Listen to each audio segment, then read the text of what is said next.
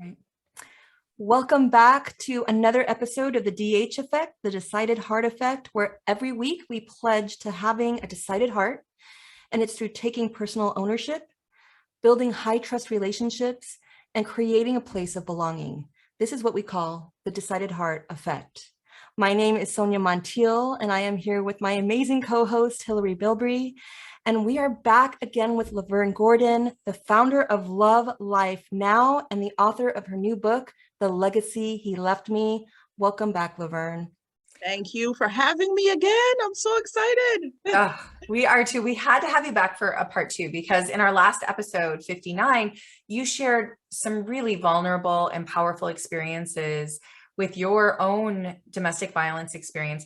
And we sort of closed this conversation. We were starting to come into this moment where you embraced your confidence you won the Miss Ethnic New England pageant. Yes. And so you're starting this triumph. What then moved you into this space, and tell us about Love Life Now and the work you now do to help not only with awareness and prevention, but to help domestic violence survivors? Yeah, that's a great question. And yes, I love where we left off prior because it was the beginning of the light, experiencing the light and what that looked like for me at that time. And so, yeah, I won. I took part in this local beauty pageant. Some friends had dared me, and I ended up winning. And that meant I had to go on to nationals to participate in the LA part of the competition, and ended up winning there too. So now I have these two titles and had to pick a platform to advocate for. And domestic violence was an easy choice given my history with the issue, as you heard, like as you said in episode 59. And I just, at that point, it was because now I was on the other side of things, now looking at it from a survivor standpoint and questioning some of the things that happened to me towards the end of the relationship. So how did I not know about domestic violence resources at the end of when I escaped? Why was I so hesitant to seek for help? And questioning what that potentially could look like. I wanted to know more about these things so that I could then pass it on to people in my community, which was a predominantly Black community at the time. And I couldn't understand why we didn't have access to these resources. And maybe even if there was access to the resources, why did we not know about it? Why didn't I know about it? Was my big question. And so I was curious. And so on top of that, I really wanted to do things to help the cause in general. So that meant starting initiatives that I thought were forward thinking enough to invite people to want to learn more about the issue itself, and not in a daunting way, not in a way that singled out you as a victim, a survivor, or a potential abuser. I just wanted people to just come out and be part of the solution. And, those things started with a bedding drive that I hosted at the corner of my pageant director's house. It was a very busy street. And so I made up flyers and passed to all the people driving by to pass by the following weekend and drop off a new twin sheet and pillow. That then turned into me wanting to do more. And that meant, okay, I've heard about walks for AIDS and cancer. Never really heard of a walk for domestic violence. And maybe there had been ones prior. I just wasn't privy to it. So I wanted to invite my community to do the same. So I did a 1-mile walk that raised funds for a domestic violence agency. That particular year, I also learned about the White Ribbon Campaign, which is a nationwide campaign that asks more men to speak out against the issue of domestic violence. Oftentimes, it's us as women that's advocating for this issue, but unfortunately, 90% of the time, men are the perpetrators. And I wanted to know how I could invite men of color in my space to be part of this campaign.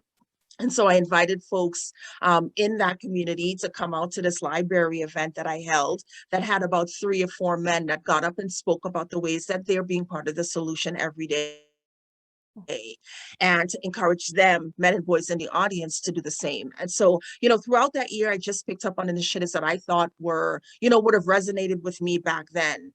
And once the year was up with the title, the 2 titles for the pageant, I knew I wasn't a pageant girl, but I really wanted to continue the work of awareness around this issue. And so that's where Love Life Now was formed the following year. people had said if you started a nonprofit, it might make things, might make the ask easier. Right. And so I did that. And here we are 10 years later, still doing the initiatives. This November will be 10 years that we've been Wow. around. Congratulations. I know we're both Amazing. Doing the initiatives, but adding even more to it and ramping up. Yes, we ramped up everything that we did in that first year to make it more, hefty enough on the awareness side, but also donating thousands of dollars to different domestic violence agencies that are really doing the frontline work of aiding victims and survivors of abuse. How do you find, I'm fascinated by the white ribbon pledge. I would think would be a very loaded sort of time as well, because you're coming in and you're asking men, well, actually, why don't you explain what the white ribbon pledge is? And then I'll have a follow-up question for you. Yeah, absolutely. So essentially, it's, as I said, it's asking more men to be part of the solution. And, the very short, piece that I typically, have people say in my presence, men in my presence, is from this day forward, I will no longer condone violence against women. And typically on the night of where we hold, it's now the community event that I mentioned, the very first year turned into a gala. And so it's called the White Ribbon Night Gala. And we invite men and women, get all dressed up. There's a dinner. There's about, again, 3 to 4 male speakers that get up and talk about the ways that they're being part of the solution. And then at the end of the night, they get up and they recite the pledge in full. What I just said is a very tiny piece of the pledge. But when women in the audience, and even some men who are standing up there who have been victims themselves, and again, we're not pointing out or singling anybody out, but when people are in the audience and they hear from men who are saying that they'll support and be allies in this work, in whatever capacity that they can be, whether it's just going back and talking to their sons, their nephews, their colleagues, the barbers that they sit down in the chair with every weekend about this issue, just bringing it up and having a conversation so that they can be more aware. When women in the audience and men hear that, I can tell you that it's no short on emotion on that particular night, because it resonates with everybody in the room. Again, a collective of men's voices saying that they will join us in being part of the solution is just huge, because again, we can shout from the rooftops to stop killing us, to stop hurting us. We're spinning our wheels if we don't involve men in this conversation, because again, 90% of the time they are the perpetrators. It's so amazing to me, and it is so powerful. I wonder, how do you create this space of belonging and trust where, I could also imagine that there might be men who come into it and they might feel themselves attacked is too strong of a word, obviously, but like defensive of like, well, wait, I'm not part of the problem. I'm not part of this problem. How do you break that down? And do you find that you get a little bit of like a, hold on. Yeah, I think it's, explaining that a big part of this, right, is the bystander approach, which I also do sometimes in talks that I hold with men in my space. And, and having them understand that it's not you, it is a human issue. And if you can understand that and know that as a bystander, and I don't love the word bystander, I love the word upstander, because you're not standing by and watching this happen, right? You are getting up and being part of the solution. So if, I can get folks to understand, and I'm not going to get everybody in the room. And quite frankly, I'll be quite frank. And as with anybody in this space, anybody can be a perpetrator and they'll be sitting in my space. Anybody can be, a victim and sitting in my space. I'm not ignorant to that fact. But if the majority of folks in the room, and even that person that may be the perpetrator that's sitting in my space, can just hear me for a second, just begin to think about things, because now you're not just, you've heard my story, right? I'm not a threat. I'm on the other side of this trying to create change. Maybe that gets you thinking just a little bit. And that's all we need, is to plant the seed, right? Regardless if we're talking to the perpetrator or someone that is willing to be part of the work off the bat. So I think, that's one of the ways. And again, you know, explaining what that the White Ribbon Campaign is seeking to involve rather than to single out. That's I think the biggest draw with this campaign. Again, I didn't start it. It started in Canada after one man massacred 14 women simply because he didn't like women. Okay. It was femicide. And the campaign started shortly thereafter by men in Canada, and it's quickly spread over to the United States, and is now in many different countries. But again, it won't trickle down to the communities that need to hear it unless we continue to carry that message. So if I come into a space with a white ribbon, or, you know, just talk about the campaign itself, again, it gets people at least thinking in that direction. So that's always my hope, Hilary. I love it. One thing that really caught us was during a book tour interview that we found on Facebook. So I went and catch her on Facebook. You said something that was just so powerful. You said there is life after abuse, and that can be beautiful. Seriously, it can. And thank you for you know, viewing that. But yeah, I mean, you know, a lot of the times people think about the end of abuse and just surviving, right? If you get out, that's the biggest thing that you can do for yourself, because oftentimes all you hear is get out, get out, get out, get yourself safe, get yourself safe. But what after that, right? Are you just here to survive, right? And I can even bring that in a broader scope. Are you just here to live, right? Are you living, right? And I think, you know, once you've experienced, I think, any trauma, you know, do you just keep yourself in a space of just, you know, I just want to handle my triggers, and I just want to handle, you know, not seeing that person ever again, and I just want to handle, you know, getting better mentally? Like, what is there beyond that? There's thriving, and that's what I believe wholeheartedly that I'm doing, is not just surviving, I'm thriving. And in that realm, combining those words, sur-thriving. And I'm a sur-thriver. Right?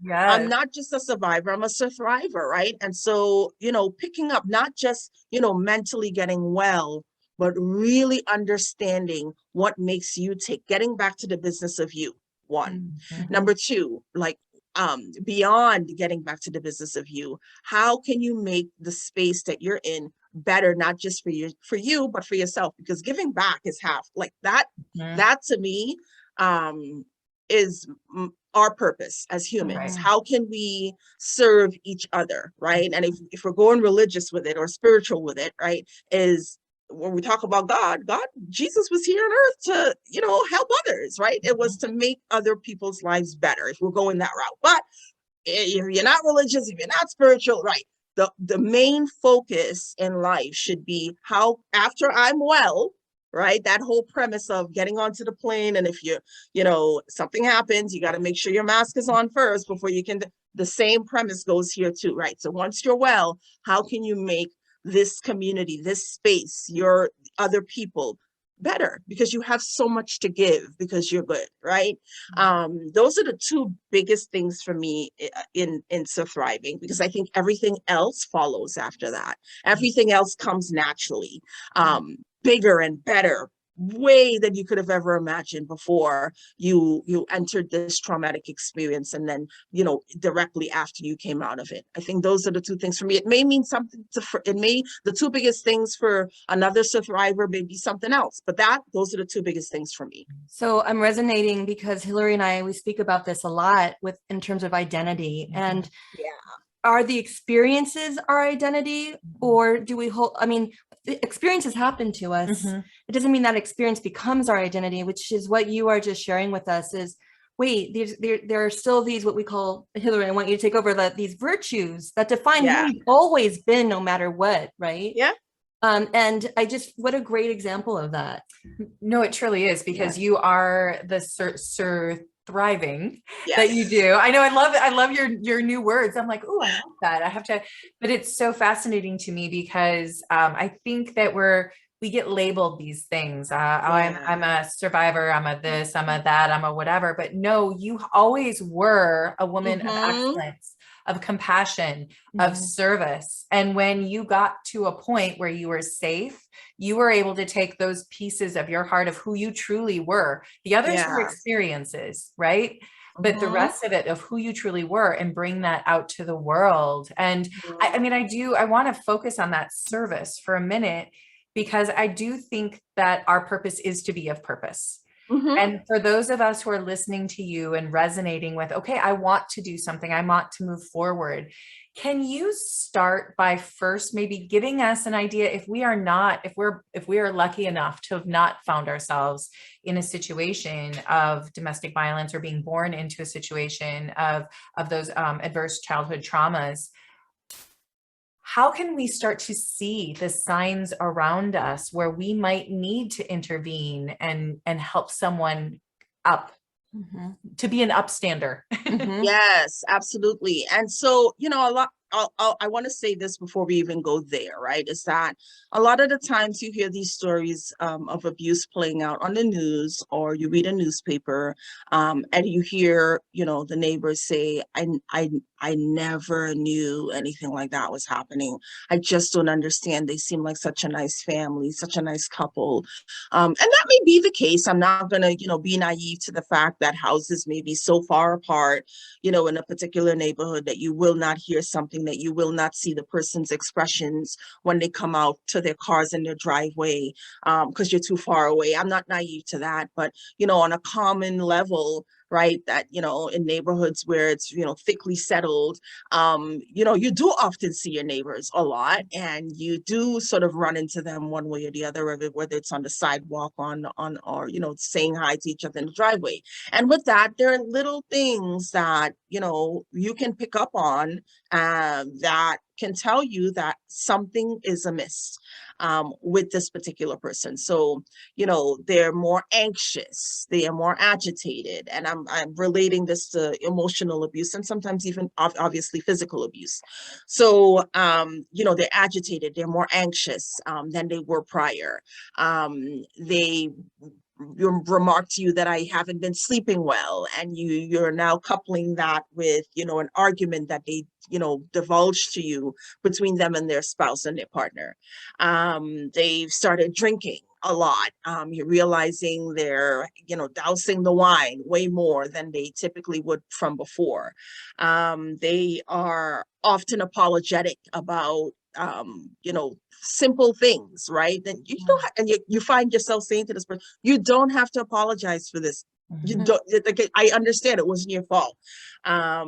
Lack of interest, and I lack of interest in activities. So as it relates to a teenager, maybe you have a teen in your presence, and the same thing. So all of a sudden, the things that they used to like to do, they don't want to do it anymore. If you have a friend that, you know, you used to love to go bowling with, I'm just throwing that out there, right? And all of a sudden it's like, I can't go. And so it's not necessarily a lack of interest, but it may be that they can't go. Well, you don't want to necessarily pry, but you do want to figure out or ask a question once and try to see if you can get an answer. They may be more fearful of just, you know, coming out or speaking on the phone for too long with you. Your conversations used to be 15 minutes. Now it's 3 minutes. And it's like, I gotta go. I can't talk any longer. You need to question those things. Talking about, you know, taking their life. And this is on the extreme, but, you know, it can be, you know, I can't do this thing anymore. What does that mean? You know, I want you to keep talking, even if you don't want to talk to me, talk to somebody else. I'll give you a number. There's many suicide hotlines that exist. But again, all these little things that you think are like, but again, if they're in an intimate relationship, and you almost have to have your guard up all the time, right? It's not dismissing it as Bob is a really nice guy, and I know he would never do anything to Nancy, right? You can't just dismiss these things, because perpetrators often present very well. They are almost Dr. Jekyll and Mr. Hyde. They want people to like them. They're very charismatic. They're very very perfect or want to be perfect, be seen as perfect all the time. They want to seem like the articulate, smart person. So if you're out to dinner with, a couple and, you realize he's talking over her, she's not being, allowed to answer, she's getting up and going to the bathroom randomly. You want to join her. Is something wrong? I mean, is there something that I can help with? Because that's a private moment, right? That's a moment that you can talk to someone by themselves. So I may be giving a whole lot here, but just picking up on cues, not dismissing them, following your gut instinct. The same goes for people that are in these relationships. They may not pick up on the cues and not trust their gut instincts, but they're yelling at you, right? Same thing for you as a friend. And if you're not a friend, if it's somebody that, you don't know, you're walking in the grocery store, you're in the parking lot, you're driving by in the car next to you, there's still things that you can do as a stranger, right? So you notice that there's yelling in the other aisle of the grocery store. You want to get details about that person and, maybe not go and intervene, because I typically, and people in this space often dissuade against that, because you don't know if you go and physically intervene. It's funny because I do workshops for high schoolers, college students, and people that work in corporations. Oftentimes when I talk about this upstander approach to college students and or high schoolers, I say, what would you do if you saw something in a grocery store happening, or in the neighborhood where you live, where somebody's being accosted by their partner or their spouse? What would you do physically? And they say, I'd go jump the guy and I'd, beat him up. And oftentimes that's not what you want to do. Because you don't know what that person has on their person. It could be a knife, it could be a gun.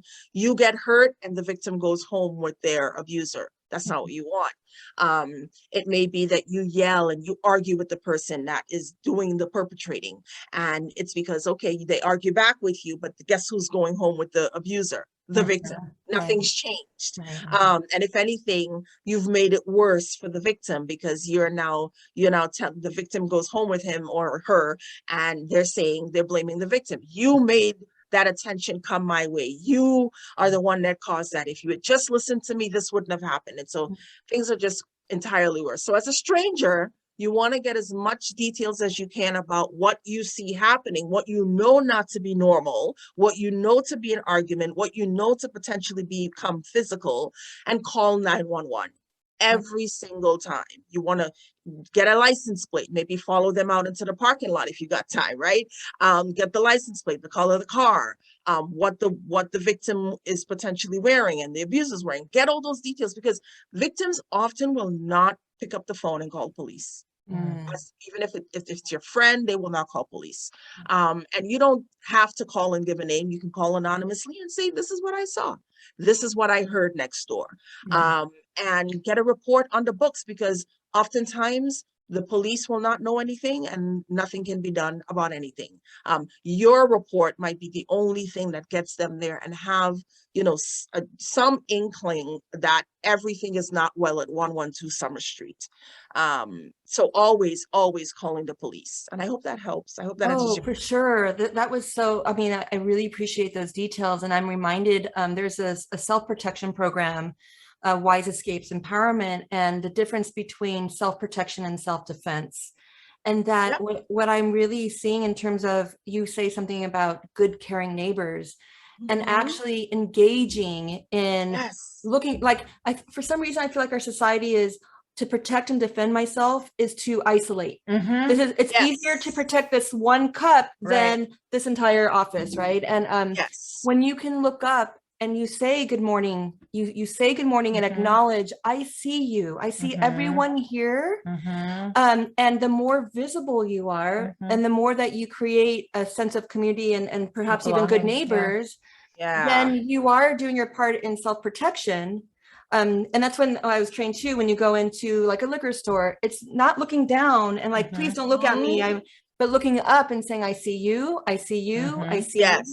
And they're less, so hoping, like when you say observe, get all the details, let them know, like, you're making I see the scene. I see, and then you don't want to get into that conflict, right? You want to confrontation, and getting all that information. So that's, that's really, really helpful. And ultimately I'm thinking about my neighborhood. Mhm. Like, what am I Mhm. doing as an upstander to create that safer, there's Mhm. nothing 100%. Exactly. Yeah. Exactly. And it doesn't take a whole lot, right, guys? And it may not ever get to the point where you need to call, the police or 911, right? Yeah. Maybe it's being taking a step back and realizing that your community does not have resources. You may not have known about resources in your area until this talk, right? But now, how can I find out what is the nearest DV agency in my area?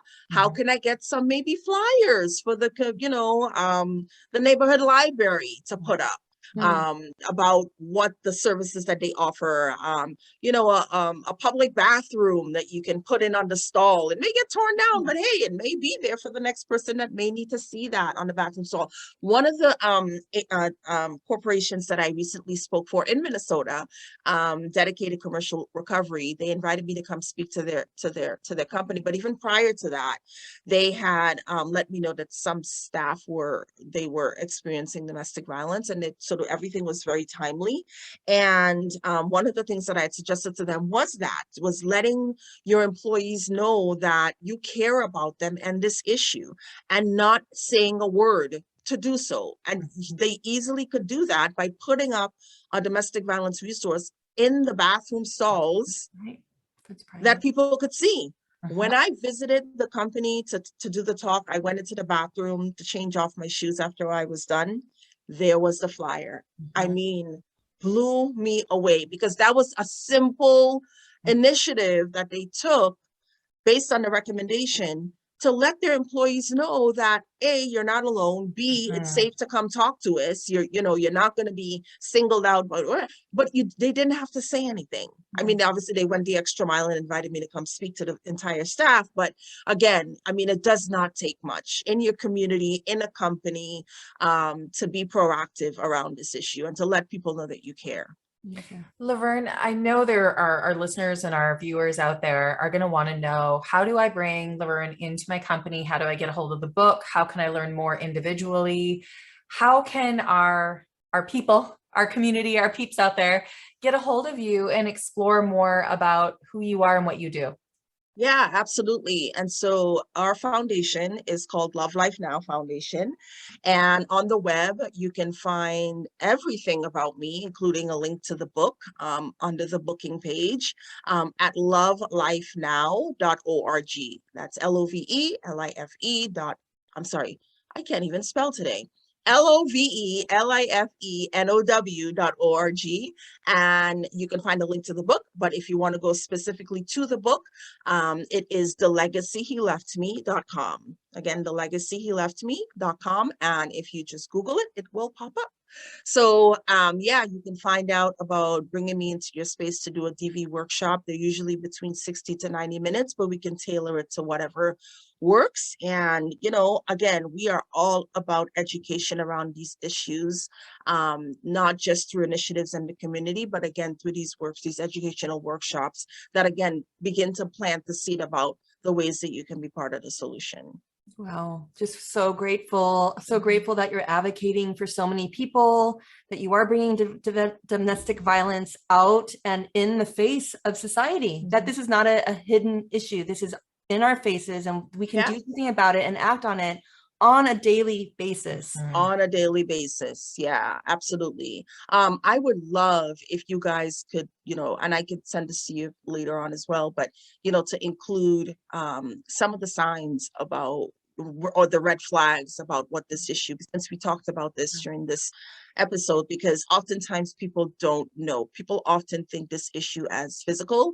They don't understand that it is emotional, and there are verbal cues that you can pick up on if you're involved in a relationship like that. So I would love for you guys to include that if possible at all. Absolutely. Absolutely. I know our people are going to love it. And I want to celebrate so much your resilience and your perseverance. And then again, your commitment and your ability to give back and be of service. You truly are showing up, Lovern, with love first, just like in your name. And so we are so grateful. And I want to thank you for joining us, and thank our viewers and our listeners for joining us again. We know that you have found something that is going to inspire you today and that you will take further action. So don't forget to just subscribe, YouTube, Apple Podcasts, Spotify. I can talk too. Yeah. Spotify, that thing. Let's do all And, the you know, things. Instagram, Facebook, all of those things. But until next time, may you find the courage to live with a decided heart anchored by self-discovery, high trust relationships, and a sense of belonging. Thanks, Lovern. Thank you.